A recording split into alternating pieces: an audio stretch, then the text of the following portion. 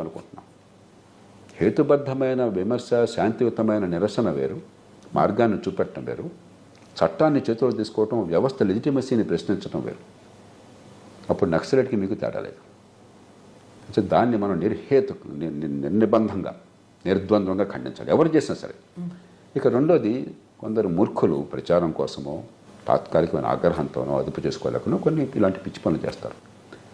వెంటనే వాళ్ళకి ఒక కంటెంప్ట్ కొట్టుకున్న శిక్ష అయ్యండి, ఒక 6 నెలలు 3 నెలలు జైల్లో పెట్టండి, వదిలేయండి. అంతేగాని అదే మనం రాత్రి బాడు చిచ్చుగా పెట్టుకోక్కర్లేదు. మనకు అసలు నిజమైన అంశాలు బాగున్నాయి.